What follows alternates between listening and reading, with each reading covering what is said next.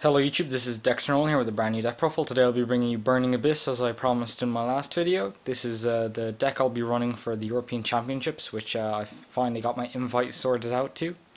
It includes the extra and side deck because I notice a lot of people are bothered by me not including those in videos sometimes. So yeah, let's get straight into this. One Tour Guide, obviously best card in the deck. One Rubik for Virgil access. One Libic. One Farfa. One Alec.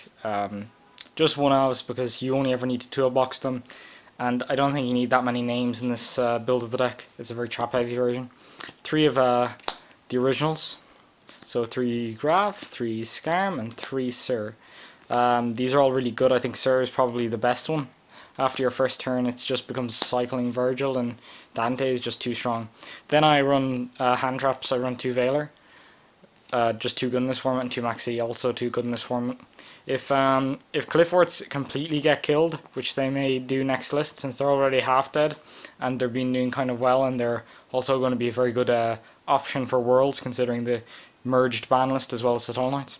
I think that these hand traps will get even better because right now the only mad matchup they have is against Clifford's. So yeah, that's my monster count. Run 3 Upstart for consistency. Helps you see the traps faster, helps you see the names faster. If I wasn't running these, I'd probably run an extra Phoenix Wing Wind Blast and another couple of names, but I see no reason to run worse names when you already have one of the better ones. Upstart's pretty much better than all that. One Dark Hole, one Regeki, they're kind of outs to stuff like Dark Claw, I guess. One Foolish Burial and one Book of Moon. Foolish too good, Book of Moon too good. No reason not to run the two of them. They're almost as Book of Moon's almost as good as most of the traps. For the hefty trap lineup, I run 2 Karma Cut. Really good discard trap. 3 Mind Crush, sorry. Brilliant against Necros. So is Karma Cut actually. If you Karma Cut a Unicorn and you banish another one in the grave, it's actually quite good because it kind of switches the tempo of the game up a lot. And Unicorn is a real problem for this deck too, even more so than Trish, which you can play around. 1 Crush Card Virus. It's really just too good not to run. So good against Necros. Not so good against Shadows or Burning Abyss, but just because it wins games alone against Necros and Klee, it's just too good not to run. 1 Vanities and 1 Skill Drain. Skill Drain is brilliant in this deck. It kind of helps it compete with the meta and single-handedly wins matchups, especially when you can make Acid Golem and all your monsters float regardless. And then we have 1 Jar of Avarice. I'm taking it in at the moment, seeing how it goes. I've been running out of resources quite a lot recently, so I've been interested in shuffling in, say, a couple of Grafs, a couple of Sirs, and a Skarm, and getting that draw. I think it might be quite useful. 1 Warning. 1 Forelock. I don't think 2 is necessary. It's only really good against the clean matchup, and I side the second. At least I think I do. 2 Breakthrough Skills. Phoenix Chain really just doesn't work in this deck, and I run 2 Valors regardless, so that's why I just run the 2. And for last, I got 2 Phoenix Wing Wind Blast, probably the better discard trap, but I really like Karma Cut in the Necros matchup, that's why I'm running 2 and 2. So yeah.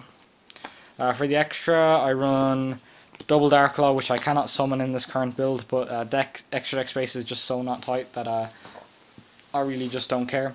Leveilleur I can't summon either. Well, I can summon, but it's completely useless in this deck, I guess. Unless they banish Tour Guide, and then you get a 1000 beater out of it, but hey, I'm just running it because of space. 1 Acid Golem, 1 Alucard. I might bump Acid Golems to cutting one of those Dark Holes when I get one. 1 Mech of Engineer, it's an MVP. With Alec, you can negate Trishula. You activate this card's effect in the mirror that summons Trishula, switching into defense position, detaching Alec. A new chain will form. Necro's mirror, or whatever they're using to summon Trish, will resolve as part of the previous chain. So Trish will be chain link 1 and Alec will be chain link 2 in the new chain, since Trish is a turn player's optional effect compared to non-turn player's optional effect, so that will become chain link 1.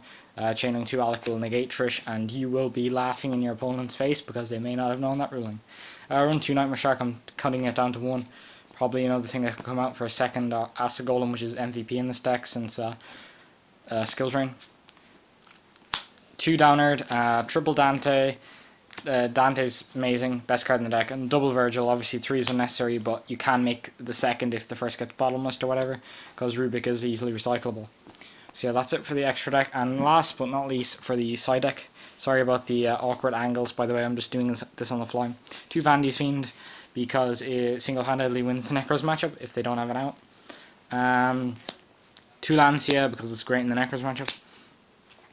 3 MST, because it's good against those Floodgate decks, which are kind of a problem for this deck, I guess. Triple Imperial Iron Wall, Ritual Beasts, Necros. I'm going to just go all out and hate on Necros, because really that deck needs to die against this deck. It's one of our worst matchups, and because of that I've constructed the entire main deck and a lot of the side deck around it. Of course, Kree is already one of our best matchups because we can actually recycle Fire Lake, which just kills that deck. And Shadows, we can't really side for those because Shadow Mirror we can't use. So a lot of our side deck options are kind of but that's just a kind of match you have to take our losses for. I mean, Vandy's Fiend is somewhat good against them, so I'm just hoping that will do the job. 1 Fire Lake, that's the second one for the main deck. 2 Lightmare, that's for Satellar Knights. Again, Fire Lake kind of wins that matchup for us. If they don't negate Fire Lake and we just pop 3 back row, it can be pretty devastating. And 2 Fairy Winds. I mean, it helps the clean matchup, but it's also mainly just there for Floodgates, because Floodgates in any deck just kind of hurt us, especially Macro D-Fisher. I'm kind of going into my European Championships, World Championship qualifier in Euros, we just call it Euros here, expecting to see a lot of Necros, and being very scared of dying to Floodgates. I've been testing a lot on DN, all of my losses have been kind of because of shitty Floodgates, like lose 1 turn, just sacking me, and I don't really want that to happen at the big event if I lose, because I just got out comboed or outplayed. I'm happy that happens, but not if I just lose to Floodgates. So that's why I'm sliding so heavily against them. So yeah, Virgil, best card in the game.